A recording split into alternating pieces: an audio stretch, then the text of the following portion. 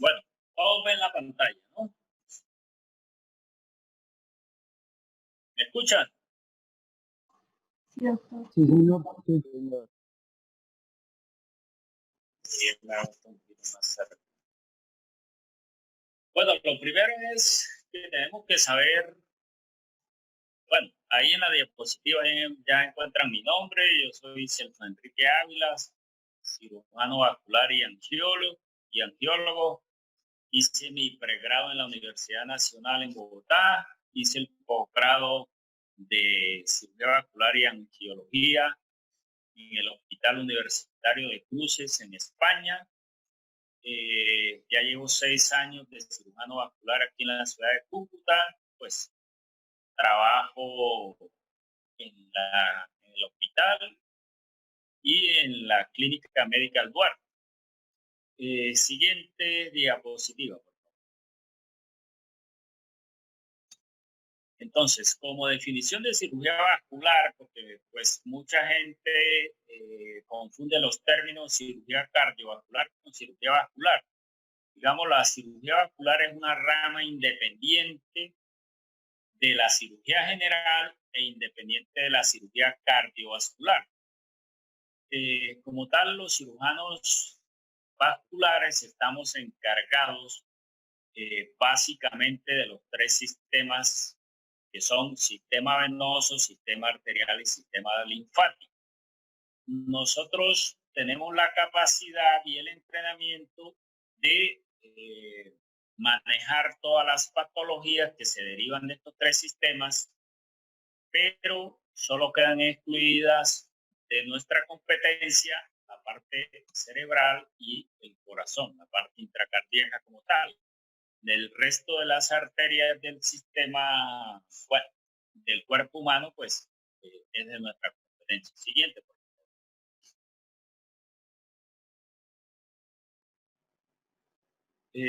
Como tal, pues ahí está esquemáticamente los 3 sistemas que nosotros tratamos y estudiamos: el sistema arterial, el sistema venoso y el sistema linfático. Ahí tienen descrita la anatomía de las principales arterias, venas y de los principales vasos linfáticos con sus ganglios y su conexión con el sistema venoso, ¿sí? Eso, pues, bueno, ustedes se lo repasan con calma, ¿no? Además, eso ya lo han visto. No vamos a andar nuevamente en eso. Siguiente, por favor. Siguiente. Solo para describir que el sistema arterial, pues las arterias como tal tienen 3 capas: la íntima, la media y la adventicia, ¿sí? Es un sistema de alta presión. Las arterias manejan alta presión, contrario a las venas que manejan una presión muy baja. Sí, la presión arterial, ustedes la conocen muy bien, alrededor de 120 milímetros de mercurio, mientras que una presión venosa, ¿sí?, alcanza 5 o 10 milímetros de mercurio, que de hecho casi siempre se mide en centímetros de agua. Ahí está claramente descrita la dirección del torrente sanguíneo. Sale del corazón, pasa por las arterias, arteriolas, capilares, que ahí es donde se produce el intercambio con los tejidos, y retorna otra vez al corazón a través de las vénulas, que son las venas pequeñitas, y después pasa las venas. Ahí están claramente descritas las placas y se ve claramente cómo en los procesos crónicos, ¿sí?, se va obliterando las arterias con placa de aterosclerosis. Siguiente, por favor. Esta es una representación esquemática de cómo es una vena habitualmente, ¿sí? Las venas tienen las mismas 3 capas, pero son más delgadas. La vena se deja comprimir fácilmente. Una vena usted le pone el dedito y ya la comprime. Mientras que para usted comprimir una arteria, tiene que hacerle mucha fuerza. Por lo mismo que decíamos ahorita, porque manejan alta presión, ¿sí? Y porque sus paredes son más gruesas. Tienen más, la capa media elástica mucho más fuerte. Y además, otra característica importante es que están provistas de válvulas. Las válvulas son súper importantes para evitar el reflujo, para evitar que esa sangre que tiene poca presión se me devuelva, no me avance, ¿sí? Entonces, las válvulas hacen que la vena eh, trabaje el flujo en un solo sentido, ¿sí? Y que ese flujo se pueda regresar. Eh, entonces, ahí se ve claramente cómo es una válvula interna. La válvula está compuesta por unas capitas que se llaman velos valvulares, ¿sí? Pues, que son esas. Cuando uno abre una vena, pues la puede ver intraoperatoriamente de esa forma. Cuando las venas pierden la competencia valvular, entonces ya hablamos de un reflujo venoso, ¿sí? Entonces ya hay un daño valvular, entonces ya la válvula, la sangre se puede regresar. Hay un reflujo. Siguiente, por favor. Y bueno, otro componente que es un poco olvidado y que a veces la mayoría de los médicos que son cirujanos vasculares no lo tienen muy presente, es el sistema linfático, pero él siempre está ahí, ¿sí? El sistema linfático es el que se encarga de recoger el transudado, el líquido remanente intersticial que queda dentro de los tejidos, ¿sí? Se supone que hasta una décima parte de la bulimia va por los vasos linfáticos. Y además cumplen funciones muy importantes en el sistema inmunitario, en el transporte de vitaminas. Entonces, el sistema linfático, pues no lo podemos olvidar, porque él está ahí cuando hay patología linfática. ¿Qué es lo que se va a producir? Edema. ¿Por qué? Porque el tejido, el, sí, el tejido no puede drenar ese líquido intersticial y entonces se acumula. ¿Y qué vamos a tener como resultado? Pues este siguiente, por favor. Bueno, aquí en esta diapositiva grande con todo eso escrito, esas son las principales patologías a las que nos dedicamos los cirujanos vasculares. ¿Sí? Aneurismas, traumatismos vasculares, ya saben que estamos en un ambiente lamentablemente de mucha violencia, donde ahí se ve cada rato traumatismos vasculares por diferentes mecanismos, además los accidentes de tránsito, etcétera. Vamos a tener las patologías venosas, las varices, etcétera. ¿Sí? De todo eso hay como 5 patologías que es lo que representan el 90% de nuestro día a día, ¿sí?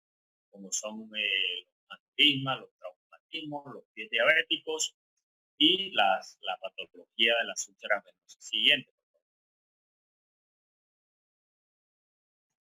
Bueno, en esta diapositiva, esto es un poco lo que vemos en el día a día. Los pacientes que sufren traumatismo, los pies diabéticos, los deditos negros, como dice la gente. Allá hay un paciente con un dedito negro, entonces ya uno sabe que lo está esperando. Una patología arterial crónica, ¿sí?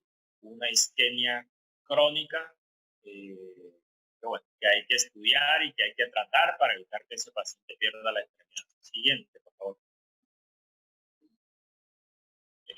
Esto también lo vemos día a día. El paciente que está de pie es un paciente ahí que le ven como una bola cerca de la rodilla, pues esa bola es una varice que está tan grande que parece ahí como una bolita de ping-pong, ¿sí? de la gran dilatación que tiene la safena. Y bueno, los otros son pacientes que la de arriba es una señora que llegan de forma muy frecuente con úlceras extensas, avanzadas, muchas veces contaminadas con gusanos, miasis, etcétera. Y también se ven patologías con tumores tipo malformación arteriovenosa. Siguiente, por favor. Esto es un poco el día a día nuestro, ¿sí? Y aquí la parte de los traumatismos. Bueno, estas fotos son un poquito viejitas porque ya me aburrí de tomar fotos. Cada rato, este es el pan nuestro de cada día. Todas las semanas estamos lidiando con traumatismos de diferente orden. pacientes que reciben heridas por arma blanca, heridas por arma de fuego, accidente de tráfico. La paciente que está arriba es una paciente que se vino con un accidente de tráfico, que tuvo arrancamiento de la arteria central, esa gran reducción de tejido, etcétera. Ese es un poco el pan nuestro de cada día también. Siguiente, por favor. También pacientes diabéticos, la foto inferior, los pacientes que tienen esa úlceras en las zonas plantares, que por el mismo mecanismo de la diabetes, ellos no sienten y entonces andan con esos huecos ahí, sin que eso les genere mucha molestia, ¿sí? Creo que el paciente a veces ve que ya eso como que está muy profundo, muy feo, empieza a oler feo y entonces cuando va al médico, pero no es porque el dolor, generalmente el dolor es una de las cosas que más hace consultar al paciente. El otro paciente, otro traumatismo, una puñalada en la femoral, con sangrado que hay en esa diapositiva, está comprimido con presa. Siguiente, por favor. Entonces, siempre que uno aborda un paciente, tiene que ir a saber qué es lo que quiere buscar en el paciente. Y lo que uno quiere buscar es llegar a un diagnóstico para que ese diagnóstico poder instaurar un tratamiento. Entonces, yo tengo que saber qué le voy a preguntar al paciente, cómo le voy a para que él me pueda dar esa información. Señor, ¿usted cómo le pasó eso? ¿Cómo le inició? ¿Cuándo le inició?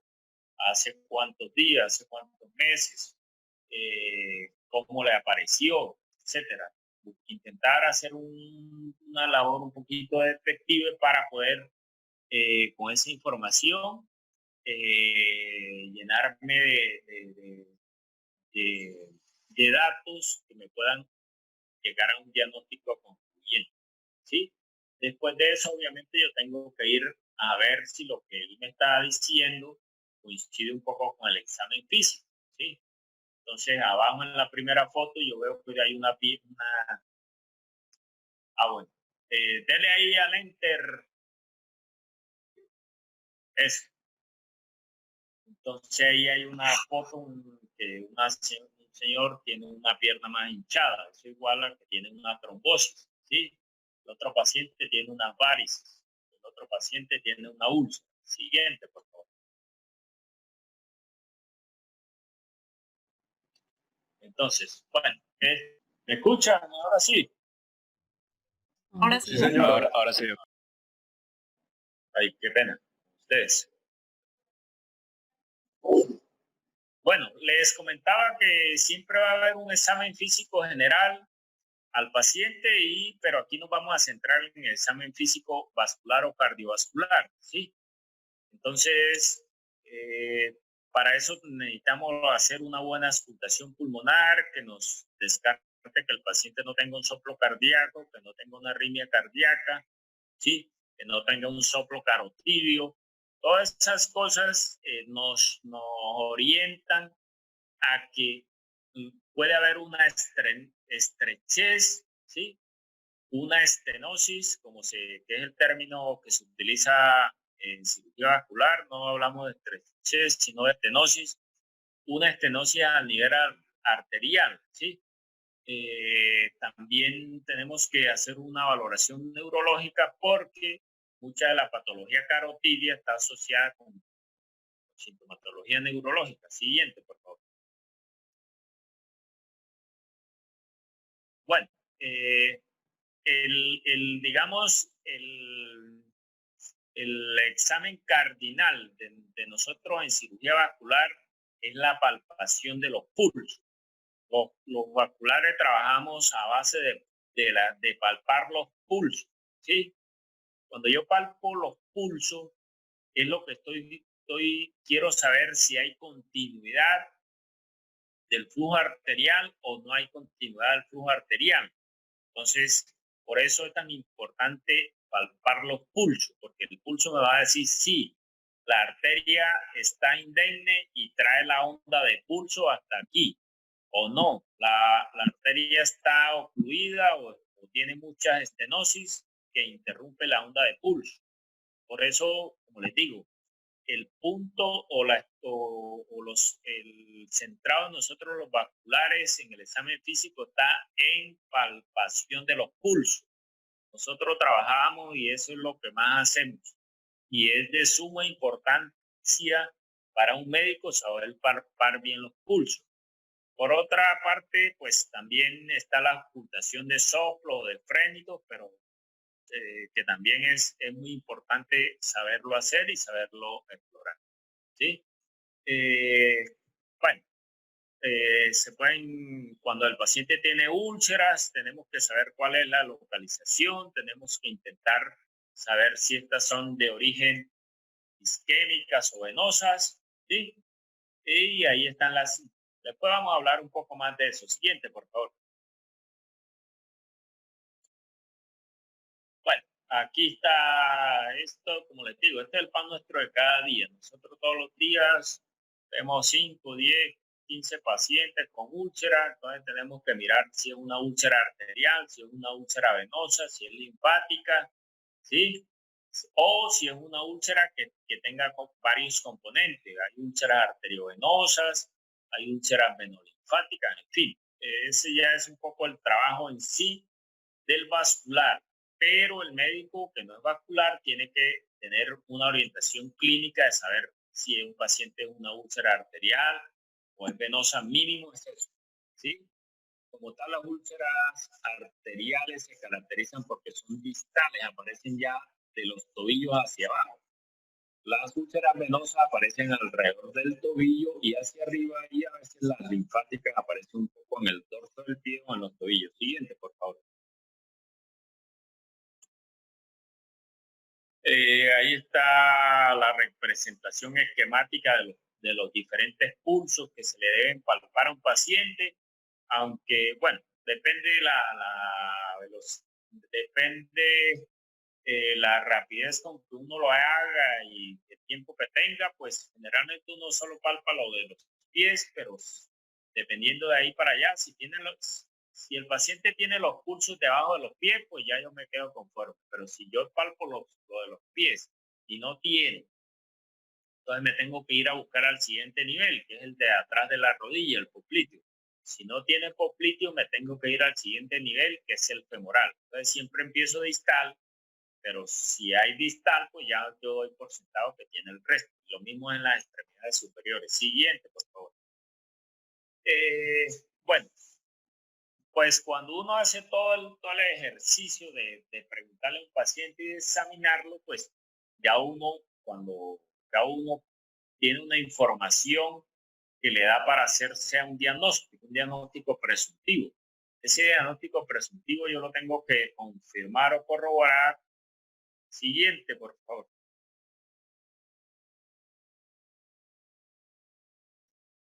Con unos medios diagnósticos. Esos medios diagnósticos primero van a ser no invasivos y después van a ser invasivos. Eso dependiendo de si el paciente es operable. Si a mí me llega un paciente de 88 años con una úlcera arterial, un paciente que ya yo veo que no, bueno, que no tengo mucho que ofrecerle porque es un paciente muy mayor, es un paciente que no deambula, pues, y yo veo que es un paciente no operable, pues no le gasto medios diagnósticos invasivos. Entonces, siempre hay que adecuar los métodos diagnósticos al tipo de paciente. Siguiente, por favor.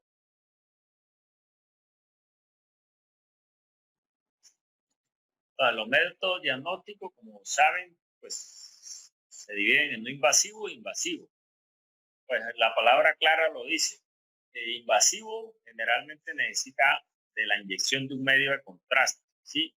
Tenemos principalmente la arteriografía o la angiotomografía o angiotaco o angioresonancia. Siguiente, por favor. Los no invasivos realmente son la ecografía, la plastimografía, como vamos a ver.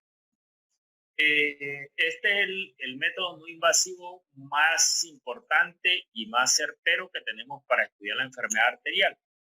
Es el índice tobillo-brazo, ¿sí? Se toma la tensión, ahí está claritico, se toma la tensión. sistólica en la arteria pedia o tibial posterior, y eso se divide, ese número se divide entre la presión del brazo, la presión que yo le tomo cuando le tomo la tensión. Eso me da un cociente.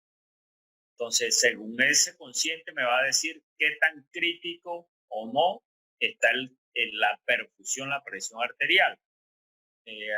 Ahí lo tiene, entonces se considera crítico cuando ya es menor de 0,5. ¿Sí? Hay casos de calcificación arterial, pero bueno, que se da más que todo en los diabéticos. Pero bueno, después les aclaro eso más adelante cuando veamos la clase de pie diabético. Siguiente, por favor. La ecografía Doppler digamos que es la prueba más demandada, ¿sí? Para estudiar la patología arterial y venosa. A veces hasta los mismos pacientes y familiares llegan exigiéndola, doctor, y no me va a mandar una ecografía Doppler. Pues, obviamente uno tiene sus criterios clínicos para saber cuándo la deben mandar y cuándo no. Si un paciente tiene buenos pulsos, pues ¿para qué le voy a mandar una ecografía arterial? Si yo sé que el árbol arterial sí tiene buen pulso medio, pues es que está bien. Lo mismo si yo no le veo unas venas importantes, pues tampoco le mando una ecografía venosa. Entonces, pues hay que saber cuándo mandarla y cuándo no. Siguiente, por favor.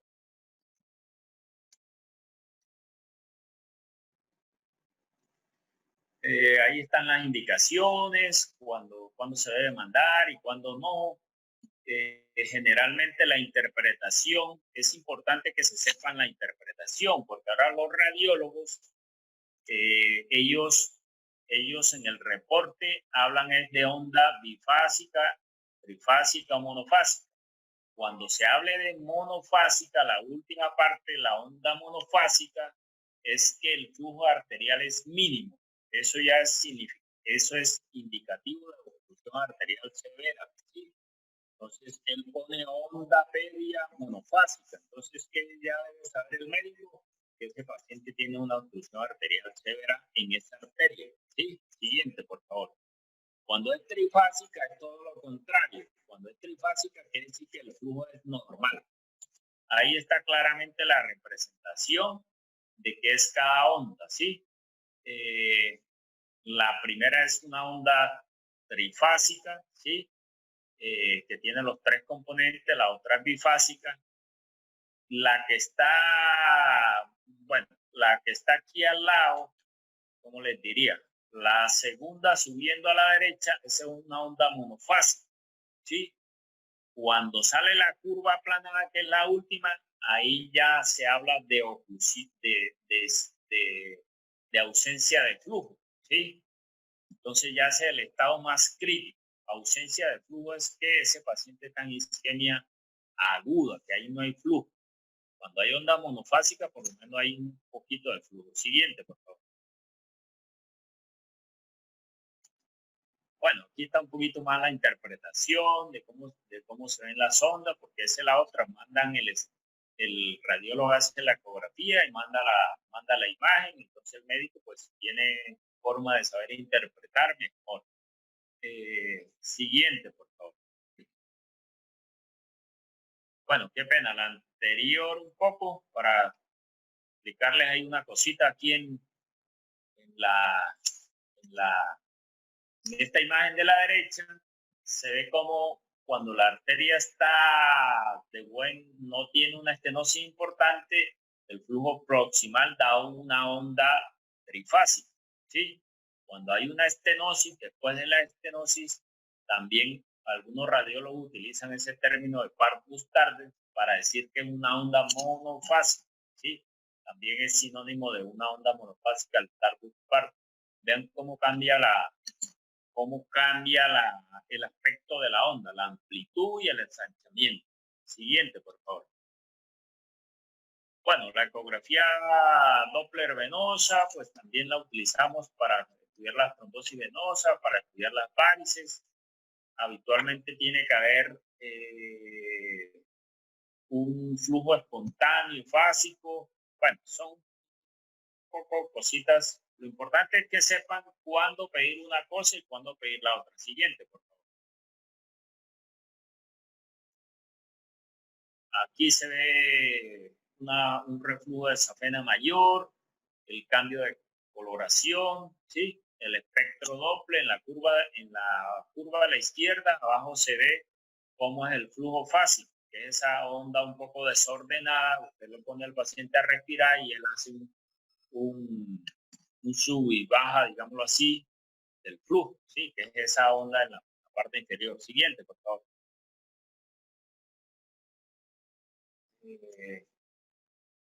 Esto también, el Doppler es la mejor herramienta para estudiar trombosis venosa profunda.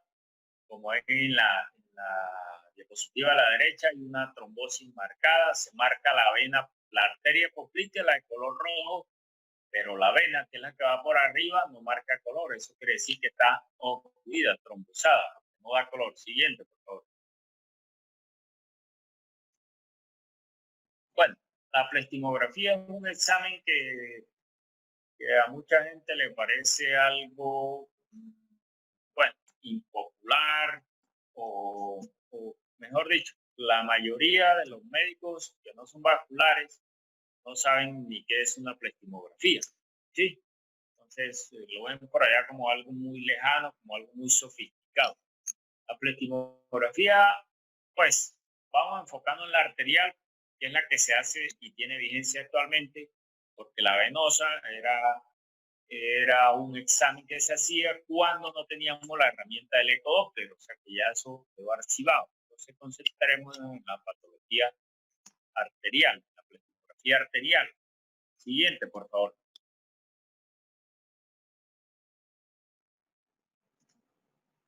Esto es lo que es una plastimografía. Consiste en una serie de manómetros que se colocan a lo largo de las extremidades inferiores del paciente. Como ven, este tiene dos manómetros o dos puffs de manometría en las piernas y dos en los muslos.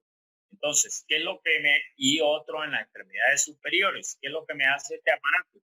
En cada segmento donde yo tengo el tensiómetro, ¿sí? Me registra la presión en esa arteria, me registra la presión y me registra la curva en ese sitio. Entonces, como ven aquí al lado, al mismo lado del dibujito, y en cada extremidad, obviamente, ahí me da la presión 51, 58, 80, 128. Eso quiere decir que la presión va cayendo. Eso es igual a que hay una obstrucción arterial, porque no debería haber una caída significativa entre las presiones, ¿sí? Y además, como ven, la morfología de la curva también cambia. La curva se va haciendo más aplanada a medida que va haciendo distal. Entonces, esto es lo que es una plastimografía, el registro de las curvas, ¿sí? De las ondas en cada segmento arterial. Hay plastimógrafos que este es de los mejores, que tiene 4, pero hay otros que solo tienen 2 y 3 manómetros. Siguiente, por favor.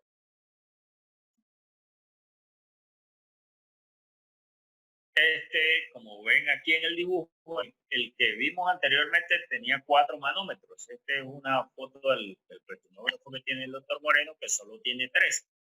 Lo mismo, él me va a dar la tensión en cada manómetro, me da el registro de la curva, pero además me da el índice tobillo-brazo, que es el punto tanto que pone ahí punto 58, punto 70 o 108, etcétera.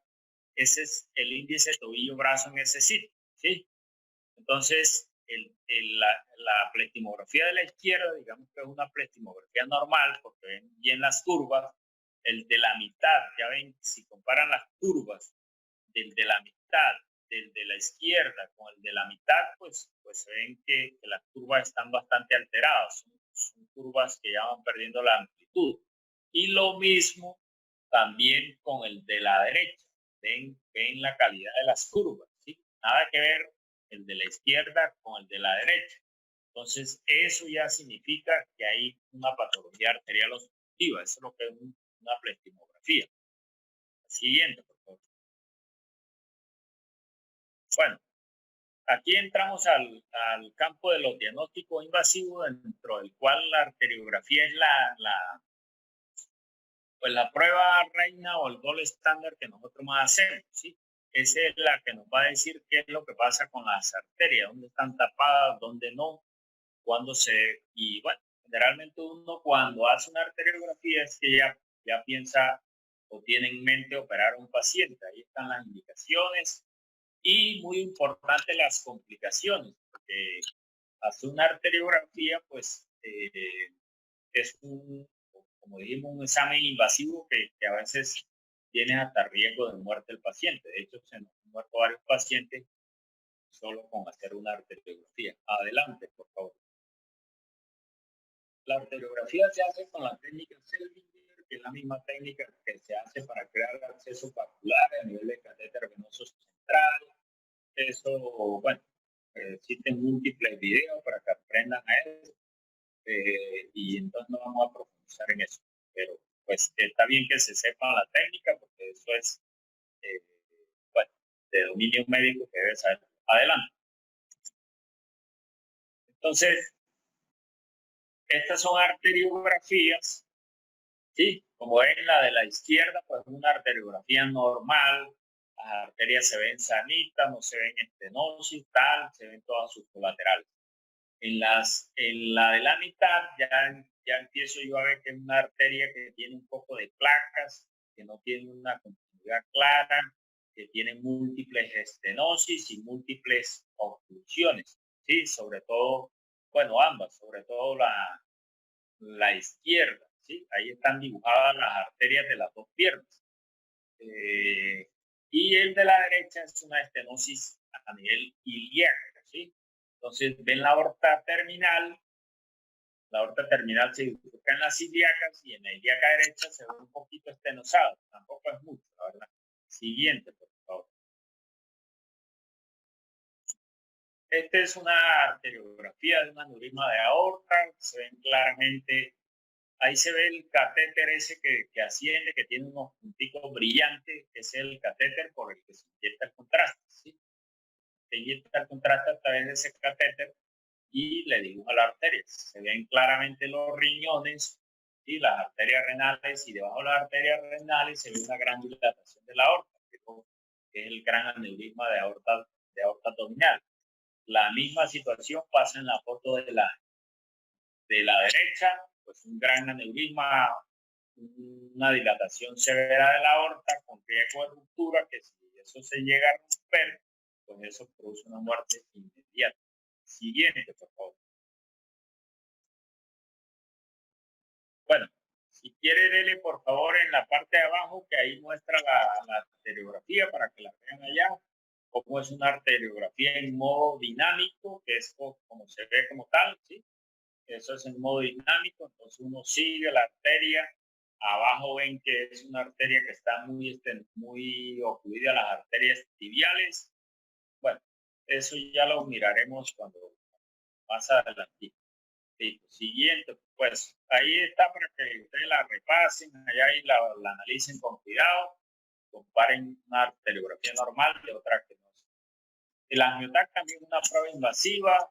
El angiotac pues lo utilizamos más que todo para estudiar aneurismas de aorta, aunque también nos sirve para ver estenosis en las arterias, yo diría de la poplitea hacia arriba. Si la arteria es muy pequeñita, es mejor la arteriografía, ¿sí? Entonces, que el angiotac. Pero si es una arteria de mediano calibre, pues el angiotac también es útil. Lo único es que la irradiación, el contraste, etcétera. Ahí están todos. Pero siguiente, por favor. Vamos a ver si nos apuramos, porque si tienen clase a las 6, no quiero interferir con el colega. Ese es un angiotac de un aneurisma de aorta. El de la izquierda es un aneurisma que no se ha roto. Ven el globo ahí, el gran globo. Lo que se ve blanco es la luz, pero toda la pared aórtica incluye el trombo ese que se ve allí, ¿sí? Todo el balón. Aquí ya hay ruptura en la de la mitad de ese de ese aneurisma, como ven, se pierde el contorno, ¿sí? Se pierde el contorno hacia el lado derecho, hacia el lado izquierdo, perdón, donde están las flechas, todo eso es hematoma, sangre reciente. Por eso es que estos pacientes fallecen de forma inmediata casi por shock hipovolémico. La otra es la reconstrucción. Siguiente, por favor.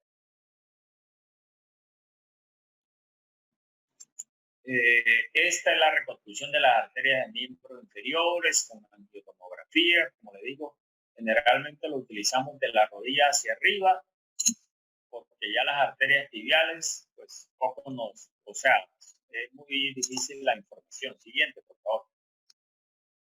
Pero la idea es que ustedes sepan y se familiaricen con las pruebas diagnósticas y sepan de qué se está hablando cada tema. La angioresonancia básicamente pues, es muy parecida a la angiotac, y lo único es que no se utiliza radiación y tampoco se utiliza contraste iodado. Se utiliza otro tipo de medio que es menos tóxico. ¿Sí? Siguiente, por favor. Bueno, estas son imágenes de angioresonancia, lo mismo, una imagen de un aneurisma, una imagen de las arterias carótidas y otra imagen de la aorta con las femorales y la poplitea y las arterias tibiales. ¿Sí? Entonces, para que sepan toda la cantidad de pruebas bueno, de arsenal diagnóstico que a veces disponemos. Obviamente, estas pruebas diagnósticas no están a la mano en todos los centros donde uno trabaja. O sea, en fin, esto se ve más que todo en centros de última generación y en países muy desarrollados. Siguiente, por favor. Bueno, el IBUS, que es un método que apenas está empezando a llegar a Colombia, yo creo que solo hay dos hospitales o clínicas que la tienen en Colombia. Todavía es un método experimental, se utiliza mucho en cirugía cardíaca. Realmente se trata de mirar por dentro la arteria, ¿sí? Se pone siguiente, por favor. Eso, es una sonda diminuta que lleva un ecógrafo en la punta y que permite hacer un rastreo intravascular. Por eso se llama ultrasonido intravascular, porque va dentro de la arteria, ¿sí? Como les digo, es una técnica que apenas está en desarrollo, que tiene muchas limitaciones, que realmente todavía tiene una utilidad muy limitada. Siguiente, por favor. Pero está bien que ustedes sepan para que cuando les hablen de eso, pues no se queden como mirando para el techo sin saber qué es. Aquí son imágenes de IBUS también. Bueno, de unas coronarias. Siguiente, por favor. Bueno, entonces, aquí entramos a cómo se debe hacer el control vascular. ¿Sí? Entonces, si usted tiene una arteria que le está sangrando, si tiene la posibilidad de ponerle una pinza, pues si la tiene de forma accesible, pues se la coloca. Hay otra forma de controlar las arterias ya intraoperatoria, que es con cintas. Esas cintas que ven azul, amarilla, eso, con esas las controla uno, pero cuando uno ya está intraoperatoriamente, ya está operando. Entonces, y los otros son los clanes. Ahí abajo en la foto de la derecha, pues se ve que se está controlando la arteria con plan. Siguiente, por favor. El método que todo médico debe saber de cómo controlar un sangrado, ¿sí? Es la compresión externa prolongada. Eso es, mejor dicho, toda persona que diga yo soy médico, pues tiene que saber esto. Esto es lo más básico que hay.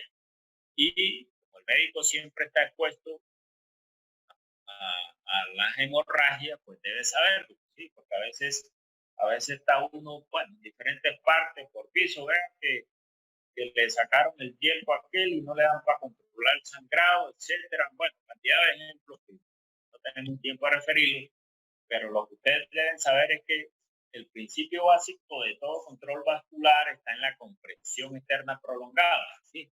Usted comprime con sus manos fuertemente sobre el sitio de sangrado, pero ahí está, por eso se pone prolongada, porque la mayoría de gente comprime 2 o 3 minutos y ya cree que con eso es suficiente para controlar el sangrado. Resulta que no, tiene que ser mínimo 15 minutos.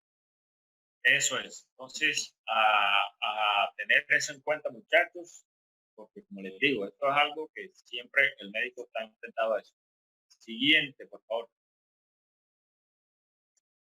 Bueno, el torniquete, que es, como saben, es una técnica, bueno, de último recurso cuando ya hay una ensanguinación masiva, cuando estamos hablando de extremidades que están severamente deterioradas o dañadas y que definitivamente el control vascular es muy difícil. Entonces, en esos casos, pues está justificado el uso del torniquete.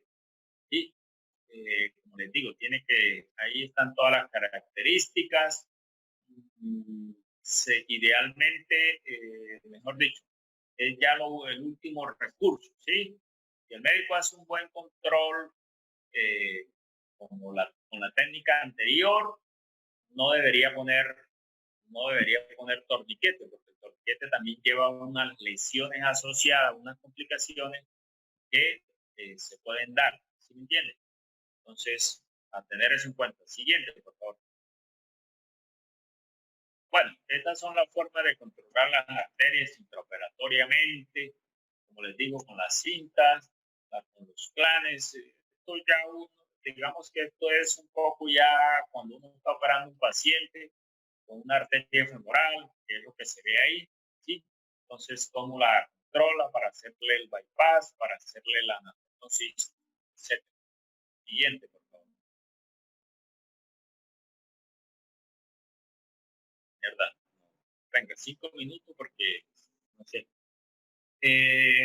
La diferente forma de ligar los vasos, la forma correcta, la forma incorrecta.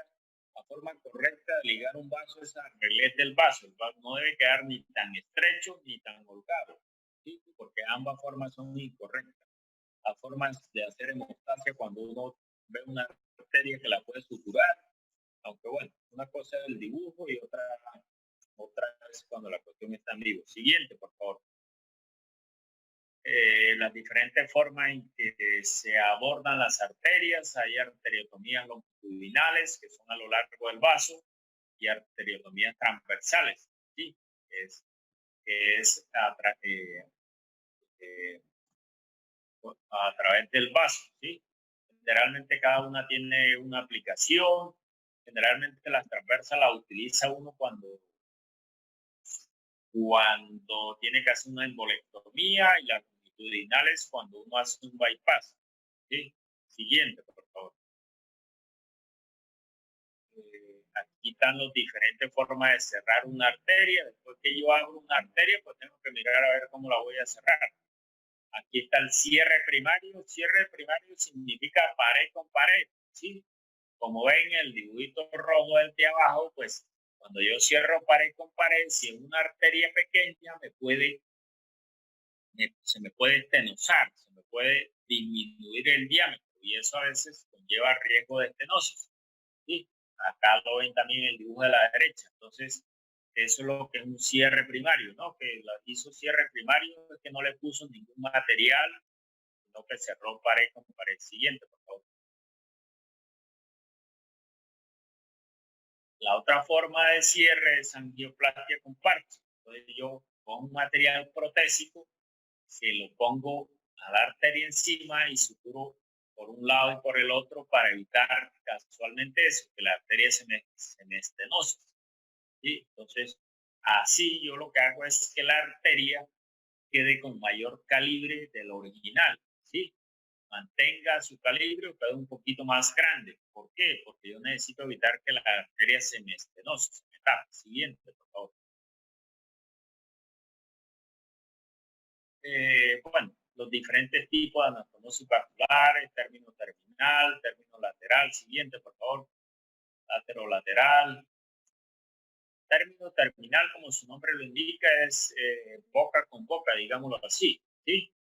que a veces la boca es recta o a veces oblicua o achaflanada, etcétera, pero siempre en boca con boca. Siguiente, por favor.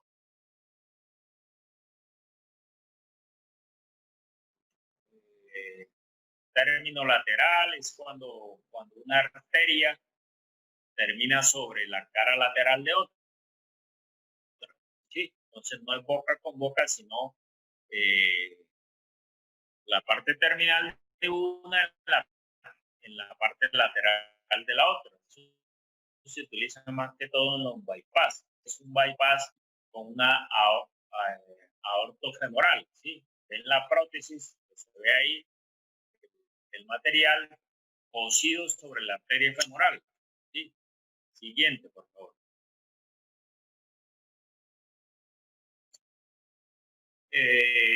Lateral, cuando se unen dos arterias o una vena y una arteria en ambas caras. Sí, esas son técnicas que tienen sus aplicaciones más que todo en las fístulas, aunque bueno, dependiendo de la técnica quirúrgica que uno quiera hacer, pues la hace, pero lateral quiere decir que ambas se suturan de forma lateral. Siguiente, por favor. Bueno, las técnicas básicas de restauración arterial, que es importante que se las sepan. Desobstructiva, cuando yo saco el material que está dentro de la arteria, realmente una embolectomía. Derivativa es cuando yo hago un puente, un bypass, o sea, me voy por otro lado, para decirlo así, para llevar el flujo, ¿sí? Sustitutiva es cuando ese segmento enfermo yo lo reseco y pongo otro que puede ser un material protésico o puede ser una vena, etcétera.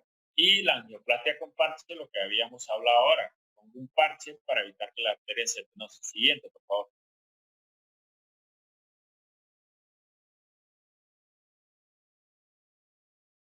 Bueno, vías de abordaje, esto lo utilizan más que todo pues en el área ya netamente quirúrgica, dependiendo de la patología que tenga el paciente, así tengo yo que hacer el abordaje, pero no los quiero fastidiar con eso. Siguiente.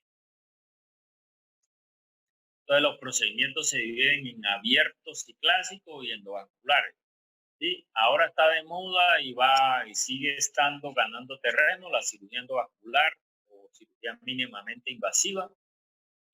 Pero bueno, no todo se puede hacer endovascular y no todos los resultados endovasculares son mejores. Entonces hay que tener prudencia con ese tema. Siguiente, por favor. Las oclusiones agudas, que es un tema que ustedes tienen que saberse al detalle. Estos pies y estas manos ya están evolucionados, ¿sí? Aquí cuando generalmente lo que siempre les digo es, hay que evitar, el médico debe ser capaz de diagnosticar el paciente antes que llegue a este estado, porque cuando llega a este estado, al médico vascular ya no le queda sino ordenar una amputación. Pero si el médico ve el paciente, como aquí en la cuarta foto, que todavía no tiene una gangrena, sino que está empezando a ponerse moradito, azulito, pues ahí uno puede actuar. Pero si ya está, tiene la pata negra o la mano negra, pues ahí mismo, bien, por favor. Bueno, este es un catéter de Fogarty, que es una de las armas principales que tenemos nosotros para sacar trombo a las arterias. Es como una sonda vesical que tiene obviamente mucho más diminuto, que tiene un baloncito en la punta que se infla y uno pasa y extrae el catéter, el trombo. Siguiente, por favor.